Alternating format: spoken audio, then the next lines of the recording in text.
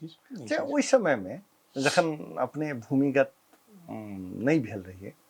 तो एक दू गोटे रहथिन जे बड़ा अपने के क्लोज में अबथिन जे हम अपने संगे काज करी मनोज दत्त जी के विषय में बराबर वो अपने के संपर्क में रहथिन हुनकर सबके याद कतेक अबैत रहे चूँकि अब तो जा से पहिने शायद हुनका पकड़ लेने रहे अथी कर लेने रहे मारि देने रहे। हाँ वस्तुतः किछु लोग हमरा से प्रभावित भऽ कऽ कम्युनिस्ट बनल लोक सब रहे। मनोज दत्त भेल जनकपुर के 7टा शहीद कहि सकै छी। हाँ हाँ हाँ जनकपुर के 7टा शहीद मनोज दत्त, संजीव दत्त, संजीव लाभ, दुर्गेश लाभ, एक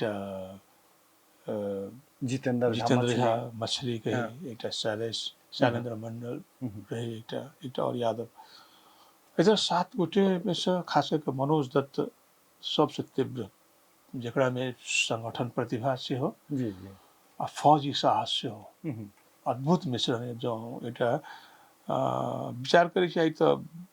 खास कर धनुषा के राजनीति में तो बहुत बड़का क्षति है मनोज दत्त के उगनाई जे अखनो तक माओवादी में तो पूरा नहीं भेल छै क्षेत्र में।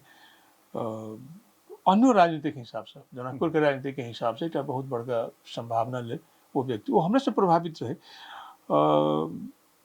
पहले ही से खास करके जैसे हमें 36 साल में मैंने 31-32 हम कम्युनिस्ट पार्टी में जुड़ल वो मनंदरे के पार्टी से हमारे बैच छोटे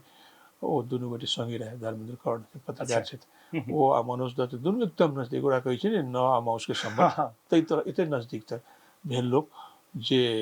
पंचायत विरोधी संघर्ष में बहुदलीय काल में पंचायत विरोधी संघर्ष में सेहो शामिल भेल। ओई के बाद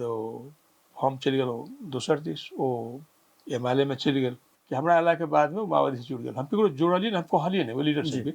लेकिन वो प्रभाव रहे एठन अला के बाद में धीरे धीरे धीरे माओवादी से जुड़त चल गेली। इवन अहाँ कहू कि हम तो अर्धभूमिगत रहो तो पूर्ण हमरा से पहले पूर्ण भूमिगत भऽ कऽ उ गेल उ हमरा बहुत बेसी नजदीक उ अखनो काल ओकरा शहादत देला बहुत भऽ गेलै 60 साल शहादत रहे